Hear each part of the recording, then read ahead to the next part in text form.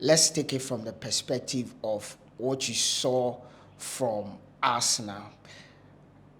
Did they prove to you that they are proper title contenders in terms of they being worthy of lifting the Premier League title? Especially if you look at how Arsenal played in the first half, especially the first 30 minutes, came out of the blocks explosive, were running riot all around Liverpool until I think somewhere around the 47th minute, they allowed Mo Salah to get that goal. Then the Anfield spirit took over. They couldn't, keep up the same momentum in the second half. But more importantly, I want us to first look at Arsenal. Character-wise, you still doubt? Well, Did today go ahead to more or less re-echo your sentiment that Arsenal cannot win the title? yes, I think that today further re-echoes that sentiment, or it strengthens that sentiment that I've always had, that Arsenal cannot win the league title. I'm glad that you spoke about the fact that we need to talk about Arsenal in two folds. I mean, in one breath, I think they surprised me a bit. In another breath, it was same old Arsenal not being able to get over the line, because it was imperious that Arsenal got the 3 points tonight, and it was absolutely a must that if they were going to have any sort of advantage going into the final stretch. Now, I think that Arsenal gets to play its 30th game today. So basically, they do have eight more games to play. So Yeah. it's 24 points for them. So it was always imperious that if they were going to get away from Anfield with any sort of thing, it had to be non-negotiable. It had to be 3 points or nothing.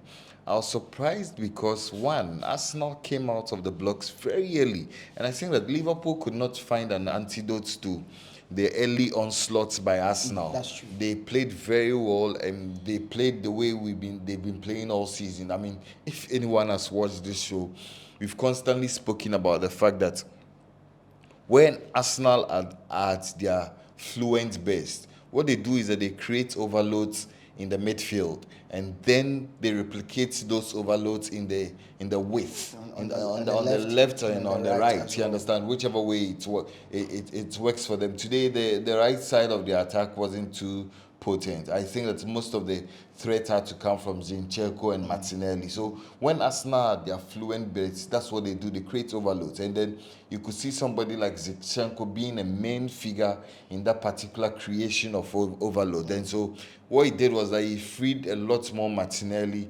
Martinelli had a lot of space and time to deal with Trent Alexander-Arnold and whoever, Konate, who was running the right side of the Liverpool defense. So Arsenal came out of the block, scored two beautiful goals, and could have indeed scored a lot more. But I think that once Liverpool got that goal towards the end of the first half, the old demons that have always hunted us now, because listen, this was one of the tests that they needed to pass, because for a long time Arsenal have not really had any sort of results going in their favor. Indeed, I mean, to put it on proper emphasis, Arsenal could probably walk away with a draw excited, but in the context of the conversation, I think that 1 point is not even enough, because you look at City.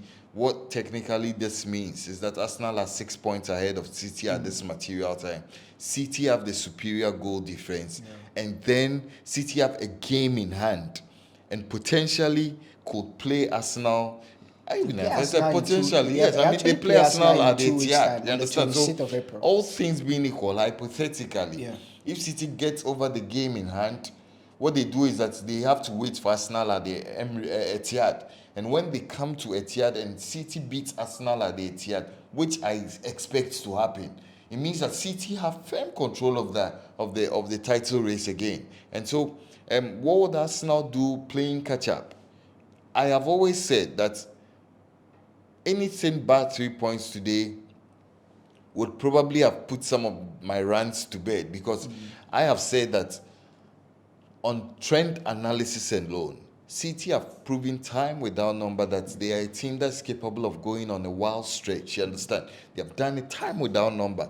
All of the times that the City have won the league title in recent history, they've had to go on a run towards the end of the league.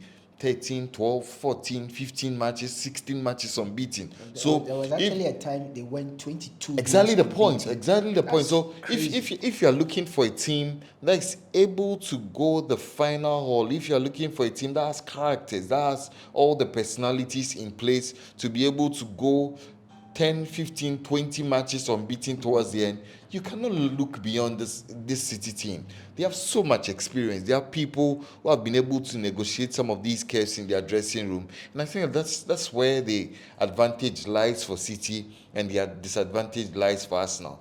Once again, back to the game. And I think that, I honestly think that there are lots of things that Arsenal need to do right. Indeed, anybody who watched the game will tell you that it is a surprise that this game had to end in a draw.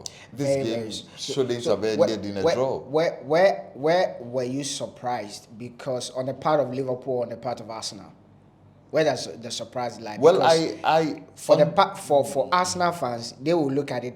We literally threw away 3 points, but at some point we feel like it's 1 point gain because they were on the ascendancy. They had the momentum. They sail in their winds. They had gone 2-0 up.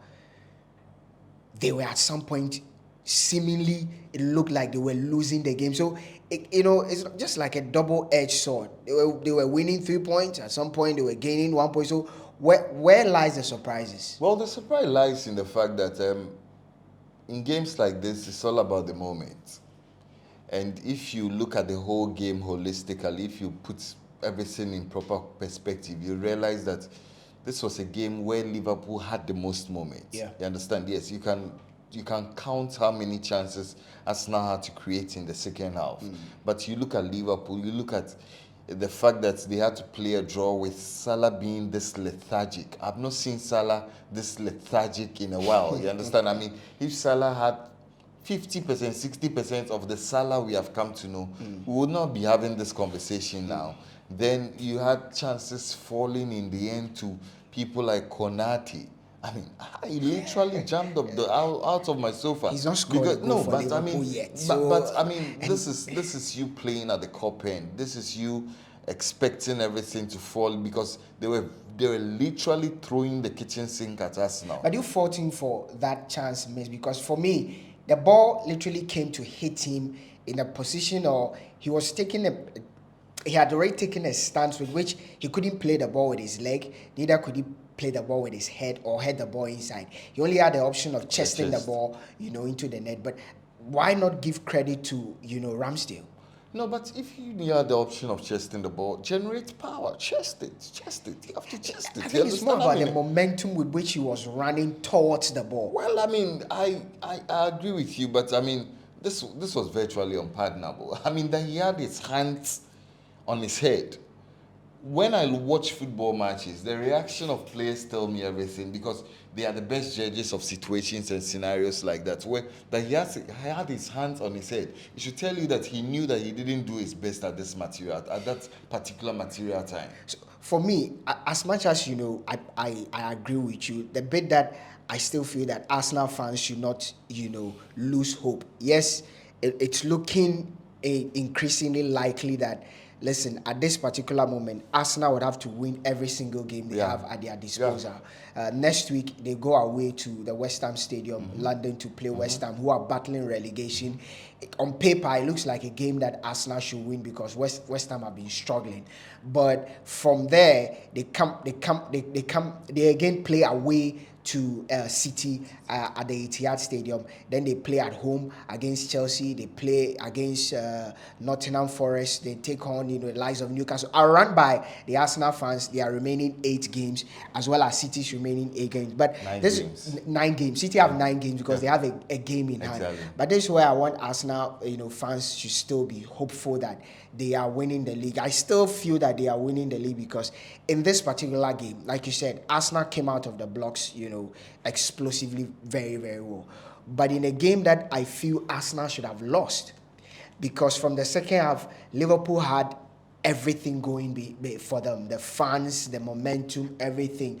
Arsenal seemingly had dropped in terms of gear. Their midfield was a bit slow, especially after we're speaking of Xhaka got had that taken that particular the yellow card, without it altercation. slowed the midfield. They weren't able to move the ball very well. One of the things they did so well was to exploit the pace by Martinelli, and also the fact that Trent Alexander-Arnold would always push forward, and he lacks a lot of positional sense. That's one of his deficiencies. Well, I wouldn't want to say that. I think that if you watch Trent Alexander-Arnold play for this Liverpool team across the years, what he's done is that every time they have possession, he becomes an auxiliary midfielder. So he tacks into the midfield.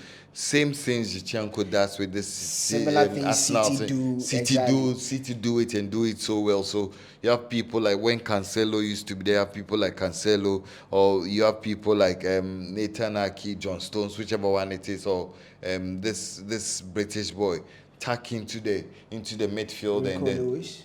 No, the one who used to play with Tottenham Hotspur. I mean, I'll get the name around. Kyle Walker. So when they play like auxiliary midfielder. Yeah. So when you have somebody who has pace and has a bag of trickery up his sleeves like Martinelli, what they do is that you're always falling back. You're always catching up. You understand?